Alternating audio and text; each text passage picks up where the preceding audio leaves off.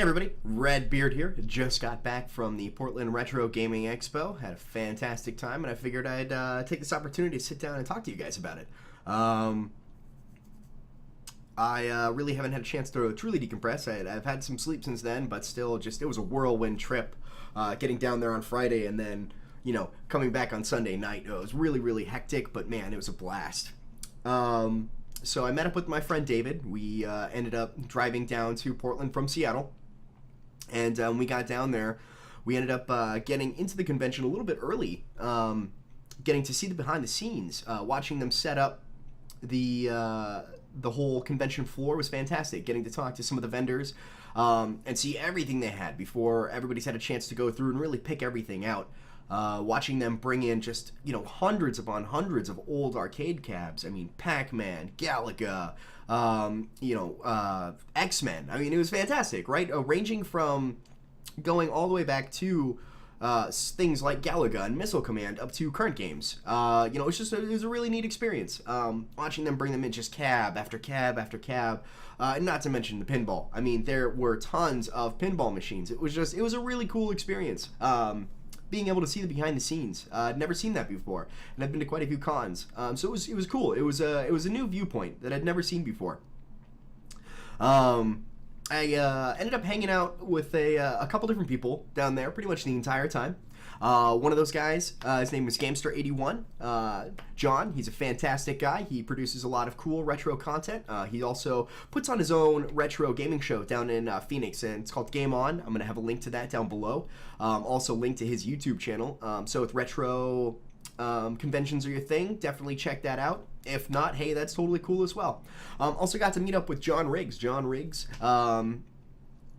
has a YouTube channel, which I will link to below as well. And he does a lot of modification and ROM hacking. He produces some really neat stuff. So I'd say if that's your bag, check that out. That's also going to be down below. Also got to hang out with Pete Dorr. Pete Dorr is a fantastic person. Just really cool guy. Also has a huge collection of retro games. I mean, it's massive. He has a YouTube channel as well, so I'll link to that below. Feel free to check that out. Like I said, if you guys like retro games, feel free to check out any of these links. They're going to be right up your alley.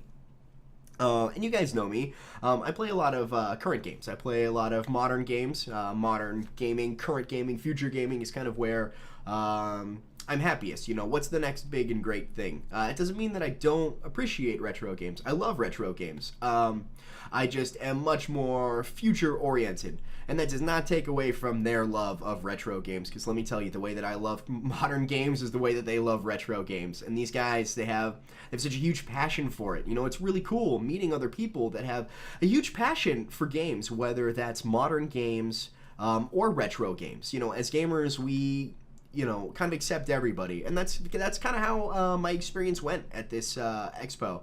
Was, I've been to Comic-Con, I've been to Crypticon, which is a horror con here in Seattle, and, there's a little bit of judgment. Sometimes people are like, oh, they're wearing that, or, man, this is really awkward, I don't want to talk to you. It was not like that at the Retro Expo. I mean, there were people ranging from 60, 70 years old all the way down to young kids who were there with their parents, and they were loving it. They were loving every second of it. Seeing these 8 and 9-year-old kids get really into original Mario or even old Atari games is fantastic. It's not something you would really expect to see, considering the general consensus, I think, with a lot of us is that 8 or 9-year-olds kind of get stuck in their own ways. They kind of get stuck in the Call of Duty or other modern games like that. But to see them just have this fierce love of these classic games is really cool. It's really inspiring, actually.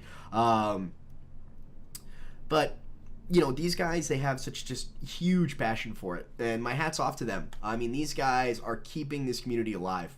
It's definitely an expo that if you like retro games, even if you just like Super Nintendo games or Nintendo 64 or PlayStation games, it's definitely something to go check out. I mean, these guys love it, and if you love video games, next time that the Portland Retro Gaming Expo comes around, I definitely suggest that you go check it out if you're in the area or if you have a little bit of time off. It was just really cool. It was just a fantastic experience. I'm still kind of riding that high, of just being around so many different people who love video games with just a huge passion. It's just really nice. It's really refreshing. But one of the main reasons that I go to conventions personally is for the art. I love the art. I love seeing what these vendors bring. I love what these guys create, right? They have this passion for video games, and they like to express it in every way they can. So I'm going to show you some of that stuff really quick. And I'll have links to where I have the ability to provide links to some of this stuff down below. So the first thing I picked up was this, it's this Bubble Bobble thing. You know, it's pretty neat. I can't remember the type of art this is, but, you know, it's where they have those beads and they press them down, and I'm going to have better pictures in the comments below. In the description below, you'll be able to click on this and take a better look at it. But you know, it's really neat. It's got some depth. It's not coming across very well in this in the video, but you know, there's multiple layers to this. And you know, you had some really incredible pieces. And this one just really stuck out to me. I love Bubble Bobble. It's one of my favorite retro games. One of my favorite older games. So I picked up, I ended up finding this really cool vendor. This guy, his name is Jacob Ashley, and he has a website. It's thewoodenarcade.com, and I was blown away. Literally, I saw this on Friday night, and I was in awe. I'd never seen anything like this before. And I know the hype is real. You can't even see it yet, and I'm still hyping it up. I actually talked to him on Friday night and tried to get some pieces reserved.